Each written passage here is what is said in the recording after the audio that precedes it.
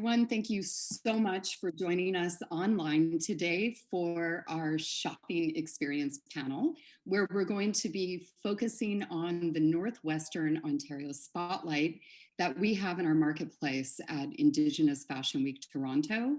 And we're also going to be talking about how the spotlight came about through workshops and trips and partnerships up to Thunder Bay.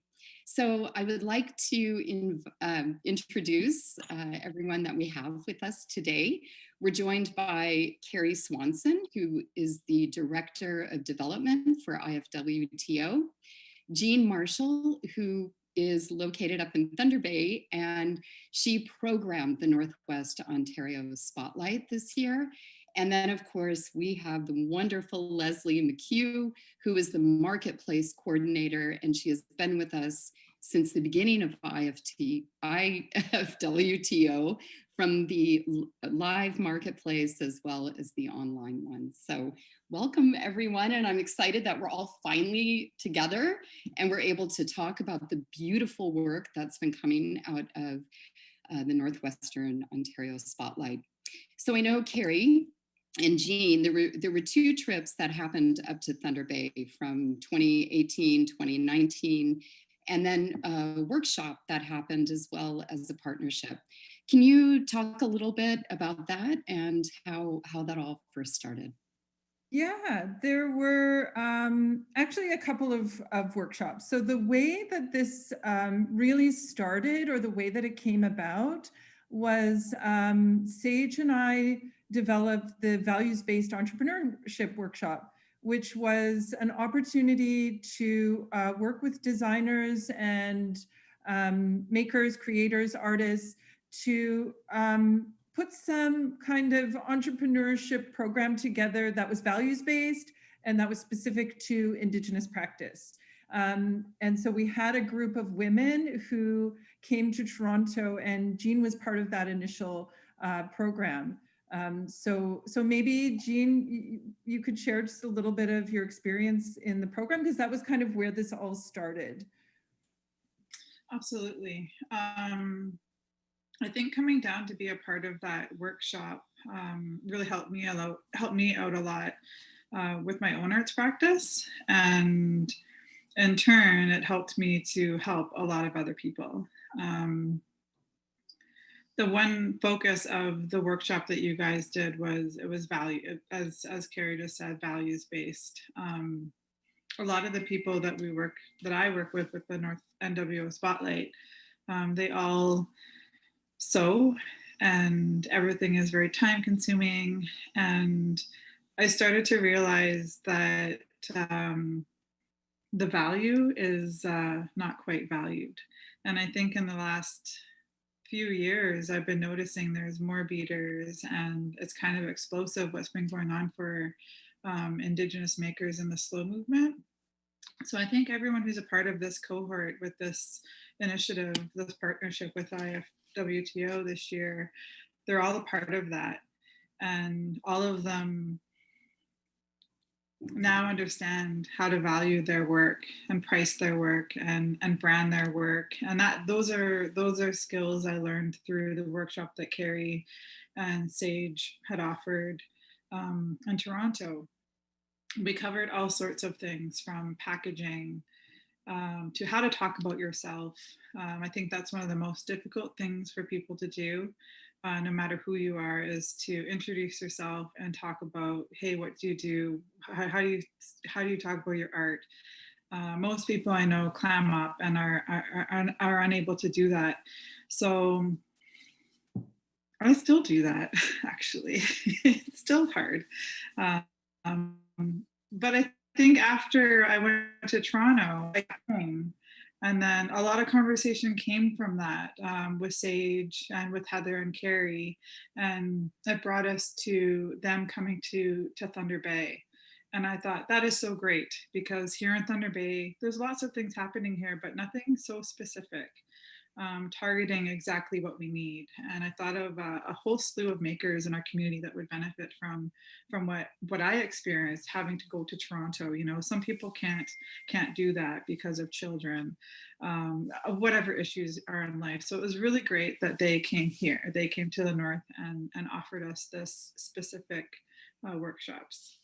So the first thing we did was we went, Jean had mentioned that she does an annual holiday craft show on Fort William First Nation. So Heather and I decided to just go and check it out. So we went just for one night, and we just had the best time and got to see firsthand the incredible talent that Jean had pulled together and that exists in the Fort William First Nation community, as well as some, you had some people from outer regions as well, right? Like from the Sioux, or at least from who live in Thunder Bay. So we got a chance to see firsthand and meet everyone and talk to them. And we also realized that a lot of them were really excited about what we were doing. And so there was a natural connection already forming. But Heather, maybe you want to talk really quickly about your experience as well going to the craft show, because we really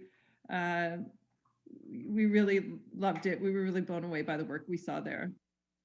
Yeah, I was definitely blown away by the work, and I think when, you know, Jean, it was so great to, you know, connect with you in person during that experience. And when Carrie and I walked into Chapman's, I mean, we were just amazed at the incredible amount of artists that you brought together. And we did have quite an excited shopping frenzy, which was really exciting, but it was a wonderful opportunity to, you know, really be able to meet the artists and talk with them about their work, and, you know, hear a lot of, you know, the time, hear the explanations of how they've crafted the work, and very much of what you were talking about, Jean, and understanding this idea of slow craft and art making, that this is something that is incredibly important and valuable. And I don't think always understood at the time and the care that goes into this. And, you know, Jean, even with your own work, where you're tanning and smoking moose hide to do a lot of your jewelry and your earrings, that's an incredible gift that's been passed down. And, you know, maybe you want to talk a little bit about that, and then we can move on and talk about the incredible artists that are featured in the Northwestern Ontario Spotlight. Okay. Can I just say one thing too, Jean, just quickly, because it's about you. I had also been a Jean Marshall super fan for a while, and I kept asking people, how do I buy Jean's work? And they said, you have to go to her house to buy her work. And I was like, oh, how am I going to get to her house? But eventually I did manage to, and it was true. That is literally, or that has been the only way you could buy Jean's work, because her work is so beautiful that anyone who comes to her house and sees it just instantly buys it.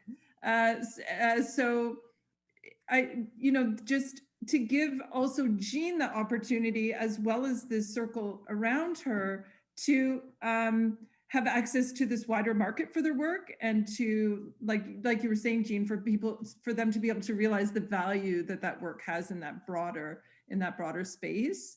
I think was really, we both connected on the value of that as an opportunity. I think that's how a lot of people roll when they make things that take such a long time. I can never keep up and have stock, and I'm always so impressed with people on Instagram who are constantly posting and selling things. Going back to Chapman's, I want to give a little bit of history of that. My partner, Christian Chapman, and his sister, Cher Chapman, their family owns that space, and they have a big space that we clean and empty out specifically for annual sale. And when it first started out, there were just like 5 or 6 of us. And I was telling Heather the other day that it was just, you know, it was literally just us, like hanging out.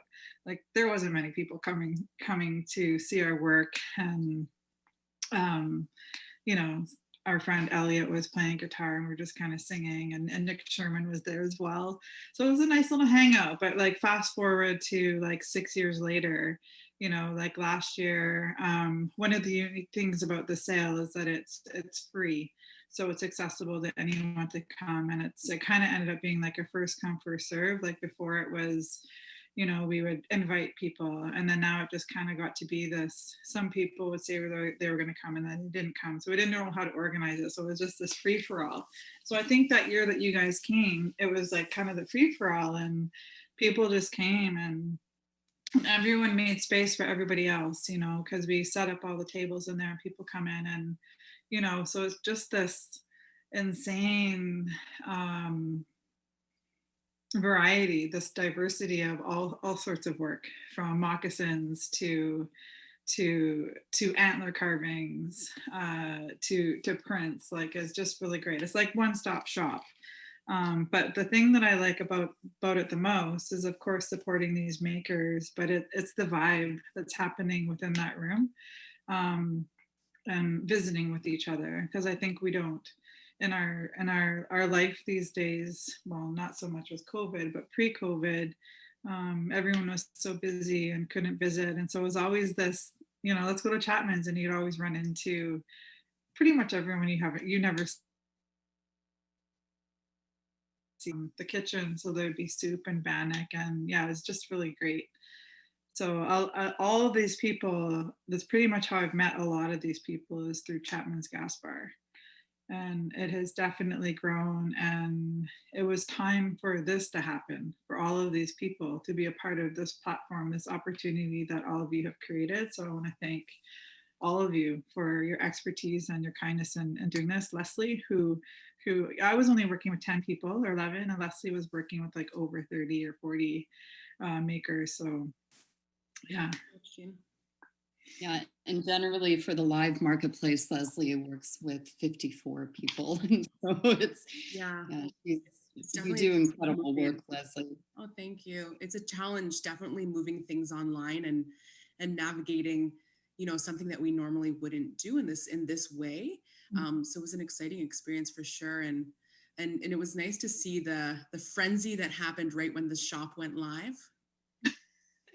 That was a frenzy. Right? It was crazy. And I don't usually get very many texts, but that morning I was getting texts like crazy. I can't get in, and I went over to Cher's house to celebrate the moment, and we both couldn't get in, and we had to wait a little while for things to settle and calm down. So it's really nice, like, for all the support that's out there. Yeah, very happy about it.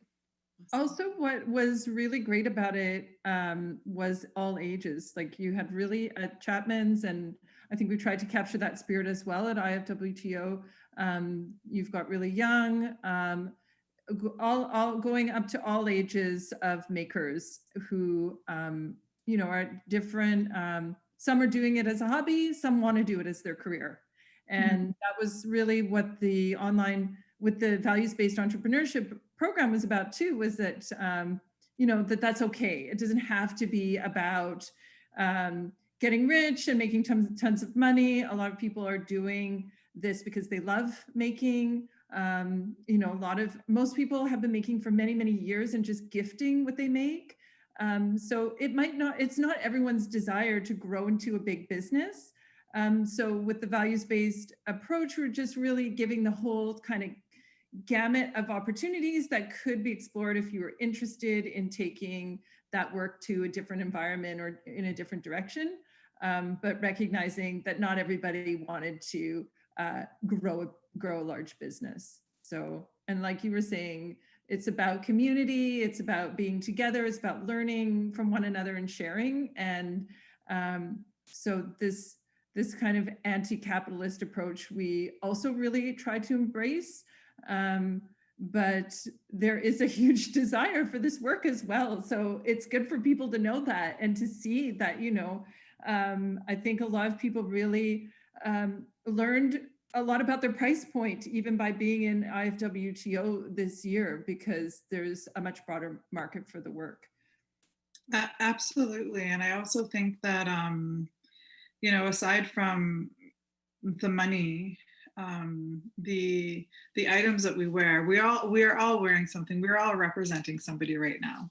I have some Cher Chapman.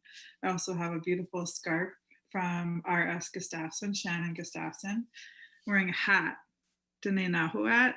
And so I like wearing this hat, or I like wearing caps, because anywhere I go, it brings up a conversation. Someone says, "What is that?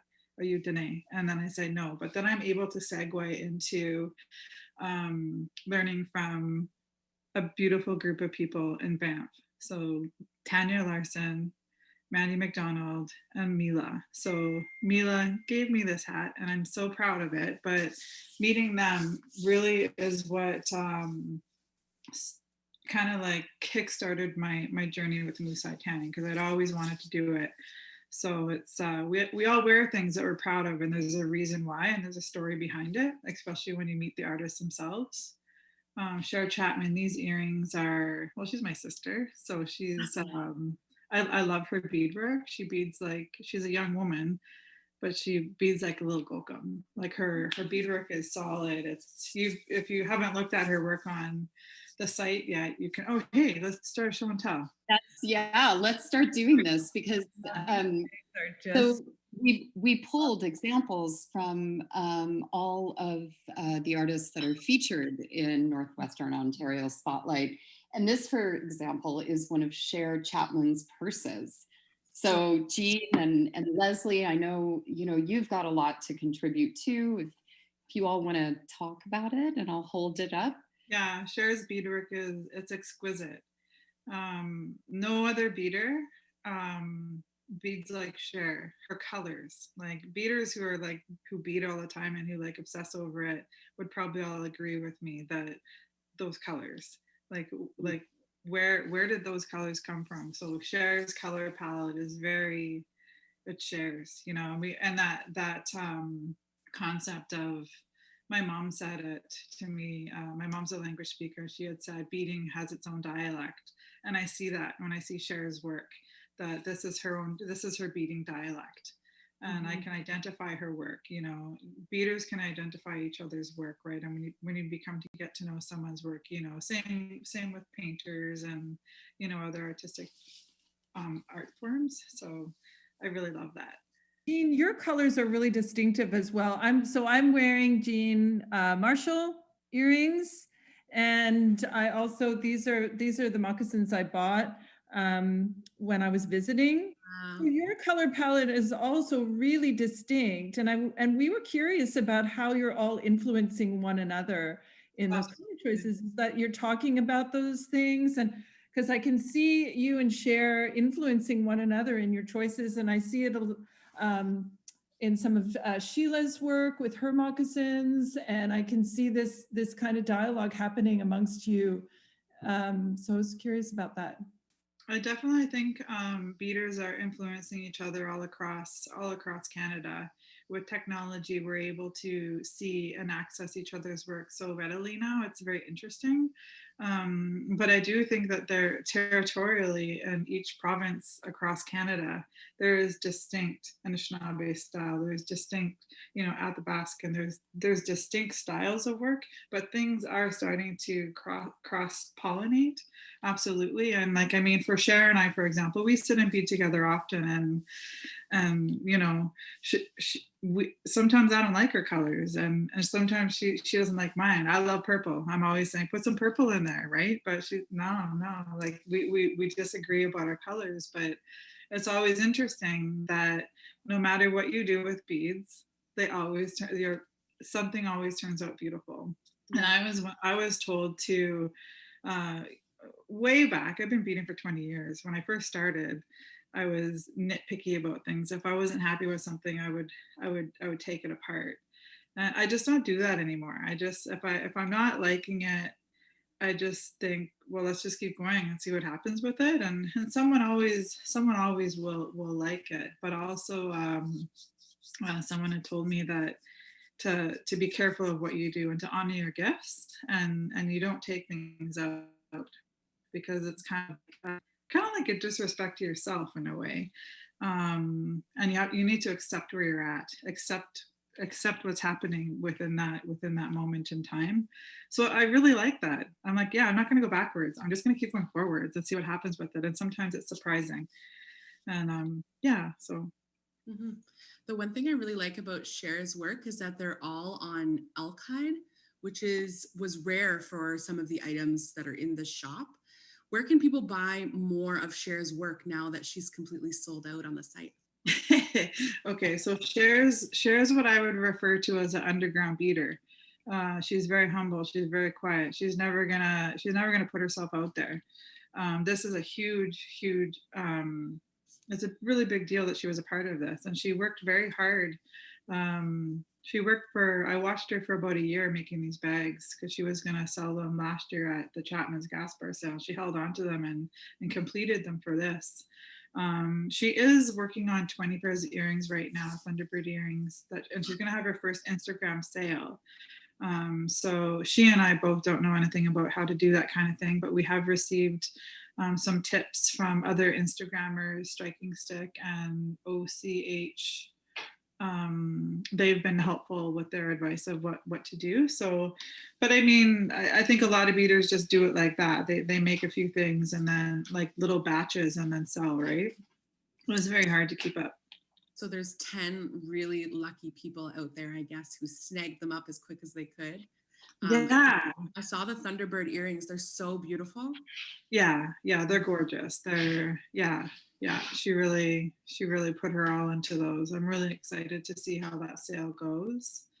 And I mean, I think these moments, like this opportunity that you've given to us, it motivates everybody. It propels them to be like, wow, like the emotions that happen after the sale. Some of the artists sold out right away, and emotions were like were coming.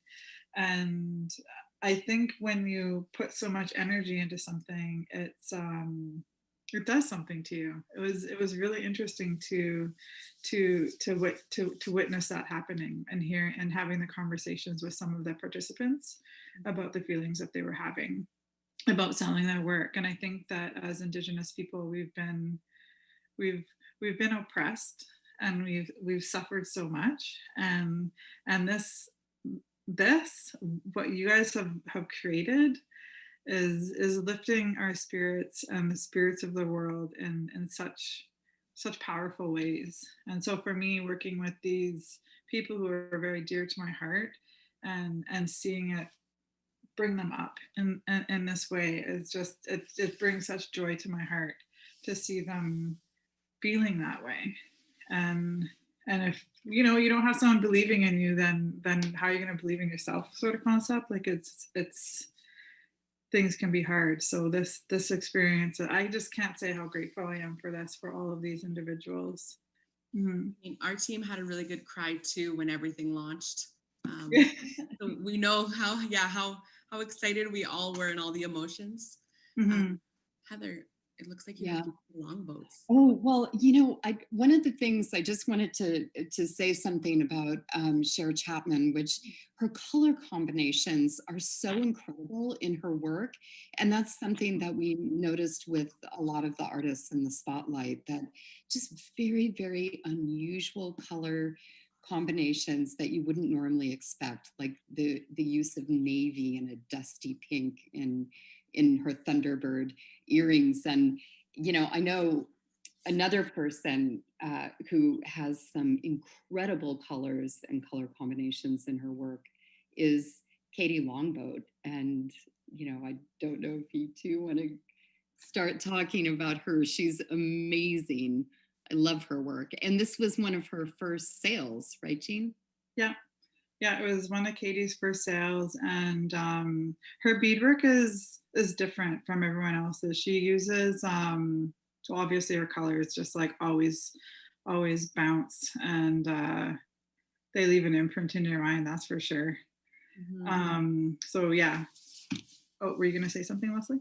Oh yeah, I just saw on some of the work that she did. She used vintage beads in some of them, and Mayuki beads and check beads, and just how beautiful they are. It's unreal. And I've seen Katie's work before because Katie hangs out in the Toronto area.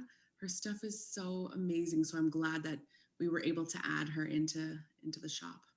Yeah, and out of all of the beaders within this group, she uses like there was one pair of earrings that you'll notice have like they have a pink raised. I don't know, my bead lingo is not up to par, but it's a raised beading. So that's unique to her beading and her background, where she's from. Mhm. It was interesting too to see where the customers are coming from and where people are buying from. And that's another benefit of having things online, that we can expose a wider audience to the artist's work.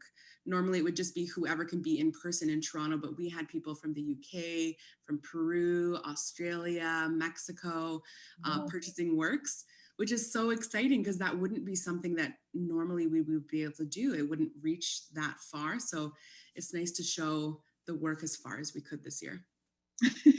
I was wondering, like, actually when Cher sold her purses, she sold out, and she was emotional in the moment, and she said, "Did you buy my purses?" And I was laughing because I was, well, no, I didn't actually. You know, I'm not like a pity buy, like no one's buying them or something. Like I was like, no, people love your work, you know. So That is so amazing. yeah. I know Carrie was wanting to snap up like 2 or 3 when we opened them. We weren't allowed because we, you know, obviously it would be easy for us to just buy everything we wanted, but we didn't allow ourselves because the market had such limited quantities, which was really all we could manage just doing this ourselves. Yeah. So we really had to save those things for people to buy who weren't us, but it was hard. It was really hard. I had a hard time letting things leave Thunder Bay. I was like, I don't want to. There was some Rena earrings I wanted. There was some of Audrey's work that I wanted. Like, it was hard to let it all go. But I'm happy that everything's found homes, and yeah, people are sharing the love for them. Yeah. So Heather's showing Helen Peltier's work, and I've also got Helen works with birch bark, and these are the strawberries. Oh, those are beautiful. Yeah, she gifted these to me after the workshop, which was so sweet. And her baskets are incredible. And she spoke a lot again. You know, I've received so many teachings by talking to makers. So, you know, Jean gave me one of the most important valuable teachings about the value behind beadwork and the joy that you see in all of these color combinations. And you know, she says the work bounces. Like when I see this beadwork, it's just joyful to me, right? And Jean has talked a few times about, you know, beading when at a time when she wasn't in a good place, and showing an image of the beadwork, and it shows. And so it's just like you're bringing, what you're buying is all of that emotion and all of those, all of that knowledge, all of that history passed on. And Helen as well talked about, you know, being on the land with her family and learning how to work with birch bark. And this is something she also has taught others. And there's just so much behind this work. This work is really about her learning from her family, from being on the land.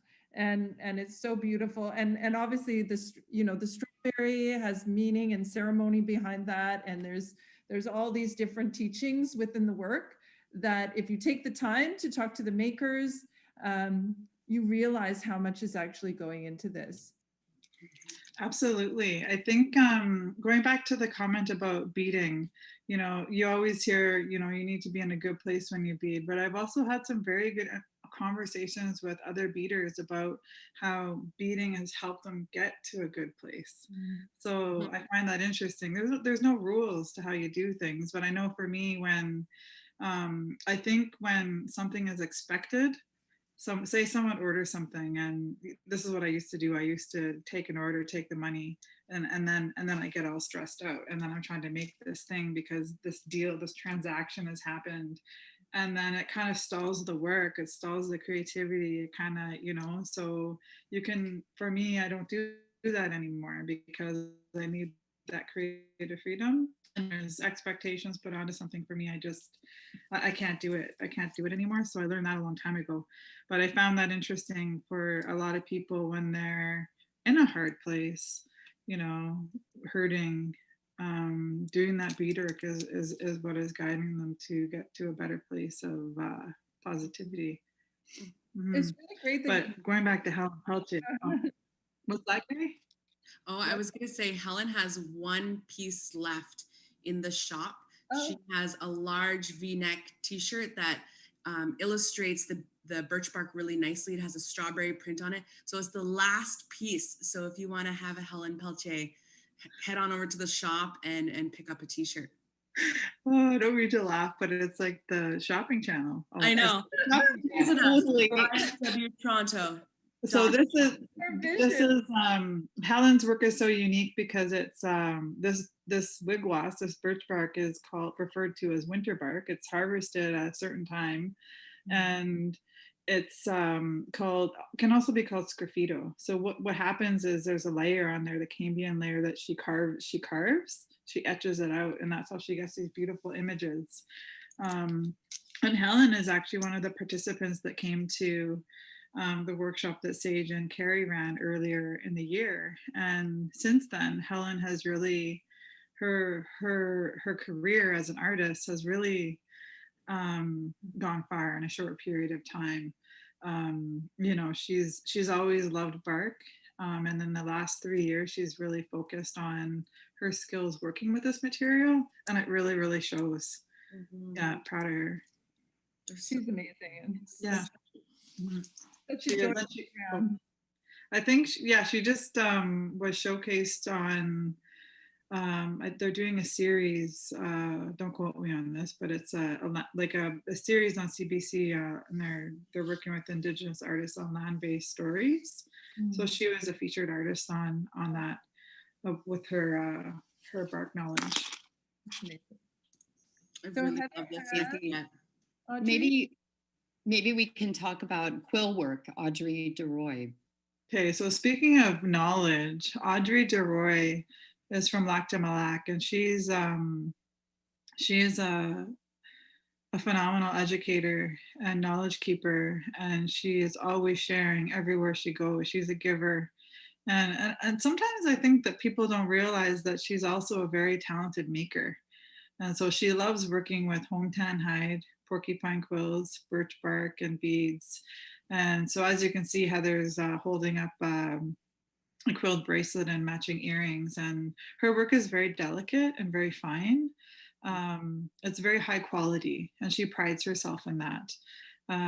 Because she's such a giver, I don't think she gets to focus on her art as much as she would like to. Years ago, she had a shop when she lived out west, and I hope one day that maybe she'll revisit that and open up a shop and sell stuff and be able to focus on her work more often. She was very, very grateful to be a part of this. Oh, so she's so much fun. Honestly, we just laughed for 3 days straight. Like, we had such an amazing time. And Garvia Bailey came to Thunder Bay, and she's also part of one of the panels that you can see. If you haven't had a chance to see it, it's really well worth listening to Garvia talk about storytelling and how tapping into your story is really such a powerful way to talk about your work and to really just empower people to not be afraid to tell their story when they're talking about their work. And so we were all really able to learn from her, and everyone had the opportunity to share their stories with one another. So I think even people who had known each other for some time learned new things about one another through that process, right? And that's why, you know, having these works and knowing where they come from and the stories behind them just make them so much more meaningful. And I think about those women when I wear their work, and you know, in terms of even being part of a market, it's like, how do you convey that to a buyer, and in a meaningful way that makes sense, that is short, you know, that is succinct, that creates that connection. And that's what we were were working through. Yeah, I remember that workshop with Garvia. Actually, I remember I was quite uncomfortable, and it made me realize I have so much more work to do on myself. But what she had us do was she had cue cards with questions on them, and we sat with a partner and asked each other the questions. And so you kind of just answered. You're with this person that you're comfortable with, and you answer the questions. And as they're talking to you, they're actually writing down what you're saying, and then afterwards they would tell you what you said, and you kind of like had an opportunity to hear what you said, but coming from the other person. And then it was great because it was like, oh, okay, like these are things that I think about myself. And I thought it was a very, very helpful workshop that she ran that day. Yeah, because it's hard to hear things about yourself. And it was also reverse, people talking about other people talking about you as well, because sometimes that's even harder to hear as well. Yeah, it's very interesting. She was very powerful with her storytelling. I remember her story. That's how good it was. Yeah. But these, Jean, you were saying these are Marlene Kwandabanz, and you were talking about these being very unique to her own work that she does. Yeah, Marlene Kwandabanz. I met her years and years ago, so I don't even remember really how, but we met at powwow. We've met through art. Like, I've always admired her for her art. Her art is her beadwork is exquisite, and she uses brick stitch. She does loom work. Those particular earrings are actually, there's like a piece of metal behind it, and she backs it with leather so that it's like bent. It's very unique. Marlene is known for this style. Like, I'm pretty sure she created that style. That's like that's hers. She those are her unique style. But I also know Marlene through birch bark as well. Same with Audrey and Helen. Like, we all have I have connections to all of these people in different ways. I could tell lots of stories about all of them, really. But Marlene is one of our I would call her, well, she has her own business. So she, out of all of the participants in this event, this marketplace, she has her own business, and she has a website, and she's been at it for a long time. Mm-hmm. So she always has stuff for sale if you want something from Marlene. Yeah. She has quite the variety of work as well. Yeah, a huge variety. I first met her years ago because I curated a show at the Thunderbird Gallery, and she actually had a piece that was a framed piece, and it had an image on it with applique and beadwork on it, and it was the first time I ever saw that, and I thought, oh wow. And then that's how I got to know her, and then she and I did a skill share where she showed me how to do the loom work, and I don't know what I showed her how to do. I'm not sure what I showed her how to do, but she showed me how to do the loom work. And then after that, I ended up going into the schools, teaching children how to do loom work. Marlene is an amazing educator, good teacher, wants to make sure that you do it right. She's good that way. Yeah, she comes from White Sand First Nation. Leslie, is there still some work from Sister Bear Designs available, or did that end up selling out too? Yes, we do still see Sister Bear's work, and I think these are one of my favorite pairs of earrings. I don't know if you can see how tight that beadwork is.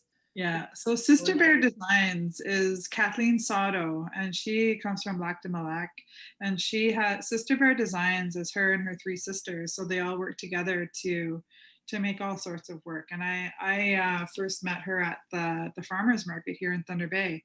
She has a booth up there, and those were actually the earrings that caught my eye when I first saw them. And yeah, I love them. They're just like earrings you would wear with t-shirt and jeans, or earrings you would wear to a wedding or a fancy gala. Earrings. She creates with Melinda and Valerie. That's right. Yeah. And there are 4 generations of artists in their family, but there is still a couple sets left on the site, and we still have until tomorrow, so there's still time to grab one. Those Can are you all see those? Can you let me know? Do I need to pull back a little bit? Because No, I she can- has these twisted beads that catch the light and they're incredible. So I want to make sure, Pull Like, back. yeah, pull back. Oh yeah, there you go. So this is a Size of set. it.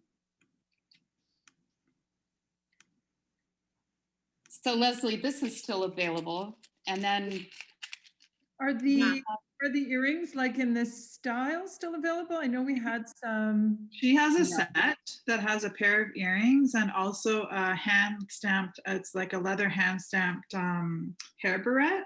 It's a set, it's gorgeous. So it has a pair of earrings like in that style. The one that you're talking about, Carrie, that one sold out yesterday. The black Okay, one. I'm not surprised. Yeah. And there was one we other have this still available, right? Do you want to Yep. see some of the work that's still available by Sister Bear? Sure. Yeah, that set right there is a deal. $150 for the barrette and the earrings. Oh yeah, I love those earrings. Sage has some earrings in that style. I think they're Sister Bear. She bought them in Thunder Bay when we were together, and she wears them all the time. They look great. I've had a lot of requests today. I don't know how to navigate Instagram, so I think people think I'm making these earrings, but I have to redirect to Kathleen because people really want those jingle earrings. Yeah, they're The hummingbird set, that's a gorgeous set. oh, the beadwork is really fine on that Yeah. one. Yeah. Really incredible beadwork. And it's kind of 3D. It comes out right in the center of it, so it really Mm. pops and shows the hummingbird. And that last you. set that you showed, Heather, it was created. It's a combo with her daughter. So her daughter helped to create that last piece that you showed, which I think is super cute. But that's a steal. $150 for earrings and a barrette. Yeah, absolutely. So what is And this then one? are Oh, these, I love this these. set the still mukwas. available? The mukwas set is still mukwas. available. What's incredible about this set is the earrings, when they turn, you can see the shading of the bear's face in the earrings. And I'm not sure if this is quite showing up, So maybe but pull back a bit, Heather. it's incredible. Can you see it? Yeah, seeing them in person, it's a game changer for sure. It really Yeah. is. Yeah. That's the Um, thing, right? Like when you can't be in person at the market, it's hard to give the work justice that it needs in a photo. But the detail in that, it's so fine. It's so beautiful. And it's unique, I think, for the shop. Like there's nothing really like that set and some of the sets that she has in the shop. So Yeah, that's how Kathleen and her sisters, their work is very different. It's very innovative. They're always, going to the next thing and exploring different designs. And yeah, but that piece in particular is quite beautiful. The bears, yeah. There's one artist we haven't talked about yet, and that's Shannon Gustafson. Or have we? Have we? haven't. shown No. any of Um, her work? Oh, a little bit. I mentioned the scarf. Oh We yes, did that's that. the scarf. Do we have anything left in the shop by We Shannon? have one piece left. no. So this That is piece is fab. gorgeous, and I just can't even believe that it's still available. I was surprised too. It's a tobacco pouch, and I'm glad that we're doing this because people get a sense of the size of it. It's, Yeah. So it has like brass sequins on there. Oh, do you want to do this, Leslie? You're good at this. yeah, that's Yeah. okay. What is yeah. the front made out of? Is that parfleche? It's smoked deer hide, and then there's velveteen, brass sequins, migas shells, and glass. And this is the last piece by her. And is it a husband? Shannon and her husband do it together. Yeah. Shannon and Ryan, they're a dynamic duo. Yeah, they work together, and also they have two daughters, Justine Gustafson and Jay Gustafson, who also have been raised to be prolific beaters as they are. Yeah, they're prolific. Actually, I have something I can grab it. These earrings are the same material as the front of that bag. So it's parfleche, so it's scraped hide. It's really hard. And then they've hand painted onto it. And these, I just absolutely love these. I also got these at Chapman's. After they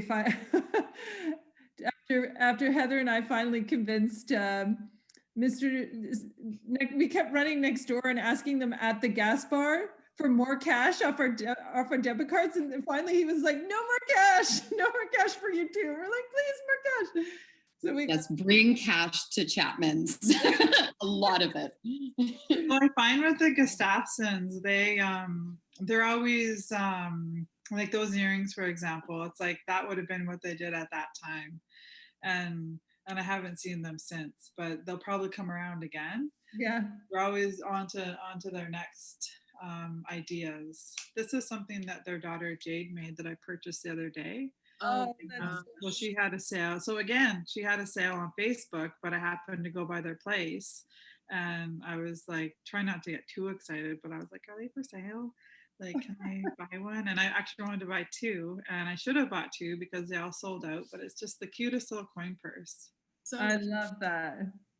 And then I also bought this bag at Chapman's Gas Bar a few years ago. So this is my Shannon and Ryan made that bag. It was applique, so it's like the fabric sewn down, and it's very like Anishinaabe bag, very well made. So she had only made I think 4 or 5 of them, and of course they got snagged right away. Their work is really sought after. Yeah, they make really beautiful cradle boards. Hey, I saw a couple of them that they appliqued. Yeah. They've done fully beaded Ticonogans. They've done semi-beaded, applique. They've been teaching communities how to make Ticonogans. They've been traveling all over the north and bringing that back, and also, getting teachings from elders, and their knowledge is becoming stronger of how to make them. And they're amazing, the work that they're doing. Mm-hmm. So we also have Dallas Abatong, who has some pieces remaining in the marketplace. So Dallas Abatong, she's from Sagamok First Nation, and I met her last year or 2 years ago in Bawating at Sault Ste. Marie. So she's a very skilled quill worker, and this is a Amu bumblebee set, and it's absolutely gorgeous. Absolutely gorgeous. I didn't see the lanyard piece. I think on the site it brings up an image, but there's also other images. So if you go shopping tonight or tomorrow, you can scroll to see other images, details, and whatnot. Mm-hmm. But yeah, this set is amazing. Something that we changed on the site also, if you're heading on over there, is you can shop by artist, by category, or also shop by availability now. So it will bring up everything that's available at the front for you. Oh, that's great. That's awesome. Thanks for doing that, Leslie. Are those earrings available, Heather? Both of these earrings are available. Oh, I love those. Not for long. I know. That one there is called Love Apples, and that one is still available in the shop, and the other one is Makwa, so bear. They're both still available in the shop. Beautiful. Yeah, they're so nice. So let's see who else. Oh, what about we were going to show one of Sheila's moccasins as well as Rena. Oh yeah, Rena. Yes. Here, we'll get to that. We still have a few artists that we have to get through. Okay. So Rena's kind of like also like Cher. She's kind of like an underground beater. She's like very, very skilled at her beading. She works a full-time job and she beads when she can. She's known for her beadwork style because she uses all delicas. Primarily, she uses delicas, but she also uses other kinds of beads too. Yeah, so I mean, it's the pictures online are spectacular. Unfortunately, Rena's all sold out. She'll be making more at some point. I don't know how to promote her right now. Stay tuned. Yeah, stay tuned. Stay tuned. Yeah, I think she is fantastic. Mm-hmm. Yeah, people purchase Rena's in the first hour. Oh, Sheila's Tamara is another participant another beater who was a participant in our workshop, and her moccasins are just gorgeous. And the earrings I've asked her if I could order some earrings. The colors are just beautiful. Yeah. Mm-hmm. And she's using all. Yeah, it's nice. She started doing, when I had invited her to be a part of this. She's I knew I could depend on her to get the things done. She's very organized. She like puts everything in the calendar and she makes deadlines, and you know, she's not like most creative people. She gets shit done when she says she's going to get it done.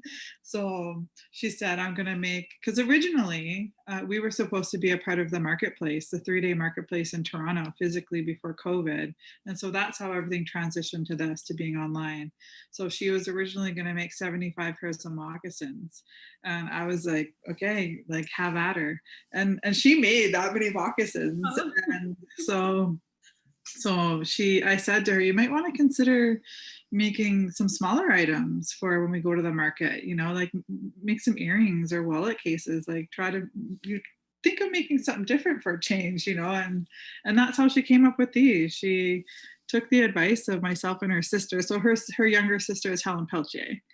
So she started making these and experimenting with the quills, and yeah, so she gifted these a pair to me and my sister, and I just love them. Yeah. I think it's a good place to 2 more minutes. Oh, sorry. Sorry, Leslie, go ahead. No, I just said I think it's a really good place too on the marketplace to test new ideas and to try new things, especially because there's such a wide reach on where the marketplace goes, so you can see what people are interested in. Yeah, and that's what I had suggested to some of the makers, because they weren't sure what to submit. And I was like, you know, you could submit a series, like 10 items the same, like Melissa Twantz, who we'll see in a minute. She submitted 10 pairs of earrings that were like her signature. And, you know, someone like Sister Bear Designs, because they have such a diverse group of things, they posted all 10 different items, right? So it's very cool to to be able to do that. Mm-hmm. Let's have a look at Melissa's earrings. Oh my! The shimmer and shines. Can you see them here? Just let me know, because those are the Thunderbird as well. Yeah, beautiful. So she had those at Chapman's last year, and they went like hotcakes. She's probably getting bombarded with orders as we speak. She also has some that are without the fringe. Yeah, yeah. So she had 2 different versions of these earrings. And again, I think one of the beaters that just had these really incredible color combinations in all of her work. It's really beautiful. So nice. Yeah. And sold out. And sold out. So Leslie, are there any questions in the chat? There is a lot of Chapmans in the chat giving shout outs. There's lots of people tuning in, but there's no questions right now. So if anybody does have any questions, feel free to put them in the chat and I can share it with everybody so that we can answer them for you. Did we go through all of the items? I think we did. Yeah, I think I would just say one thing to anybody listening is that IFWTO is all about partnering and collaboration. And if you ever have an idea of how to partner with us, or if there's something that you want to do, or even if there's just something you dream of happening, I would say just like put it out there and see what happens. Aren't we supposed to make you a t-shirt, Carrie, that says she makes dreams happen? Aren't we supposed to do that? I always say to Sage, when we always have our goals for fundraising, and I said, I'm about to hit the point where we can do what we need to do. And then the next phase is making dreams happen. It's like, yeah, that's my job. Well, that's what you guys have done for all of these artists, is you've made some dreams happen. You really, really have. Mm-hmm. My job is just finding the money to make the dreams happen. And it's really, you know, fundraising is really, that's my creative outlet. And so when someone feeds me that idea, that's, you know, that's my inspiration. I know what to do, but those ideas need to come at me so that we can make these things happen. So when Jean, you know, put that nugget around us coming to Thunder Bay, you know, the rest I knew how to do. But we need that kind of inspiration, or we need to be invited. Like we don't really want to go into people's spaces if we're not doing something they want or need, right? So, you know, please do keep that in mind, and think of us if there's something you want to do together, because that's what we're about. Mm-hmm. So maybe let's remind people one more time of the shop website, IFWToronto.shop. And also, if you have any issues navigating the site, or if you want help searching for a specific item, you can email marketplace@ifwtoronto.com, or contact me on any of the social media sites. You'll see my name underneath all the posts. And I want to thank all of you. I love working with all of you so much. It means the world that we can do this, and this was just a really lovely experience to have this time and place to hear the stories of all the artists and the experiences. And I really want to thank you all very much. It's been a pleasure. It really has. And shout out to all of you watching from our spotlight. Thank you for bringing your work and being part of this with us. Really, really, really appreciate it. So, and don't forget to shop some more. Still time. Can I do a quick shout out to the individuals who were part of this at the beginning? Yeah, and totally. A lot of changes happened. Yeah. I was going to do a shout out to a lot of other amazing artists who were going to be a part of this, and just a lot of changes happened with the pandemic. So shout out to Amanda Shiganikweb, Dawn Driver, Caitlin Bird, Janelle Walwier, Bess Lagarde, Mary McGiskin, Beau Boucher, who was wearing, Mila yesterday was wearing Beau Boucher's earrings in one of the panels. Chelsea Morisseau, Kanina Terry, Julene Trudeau, Liana Marshall, Gail Bannon, Stephanie Cuizas, and Christian Chapman. And on behalf of all of the artists who are part of the marketplace right now, thank you so much for all the behind the scenes everything, because we don't really know what that was all about, but I'm sure it was a lot of chaos and stress and long nights, and they did all the photography for us. They did everything for us. So miigwech. Yep. There's one quick question before we head off here. Somebody wanted to know if it's possible to buy more earrings. If they're already sold, how can we get in contact with all of the artists? So maybe I would say email marketplace@ifwtoronto.com, and I can help connect you with the artist's work that you might be interested in. You can find all of their information too, also on our website at ifwtoronto.com. Mm-hmm. All of their social media is linked there, so you can directly message them. A lot of them are on Instagram. If you Google them, some of them have their own shops and their own sites. It really just depends. Mm-hmm. So thank you all very much. And to everyone out there, join us tonight for another premiere of one of the fashion films. We have 2 more coming up. They're beautiful. They're all on the website and Facebook if you haven't had a chance to see them. Join us for the panels, and thank you so much. And if we don't see you again over the next 2 days, we'll see you in 2022. Thank you. Absolutely. Thanks, everyone. Bye. Thank you. Pamapi, ginagawa mo.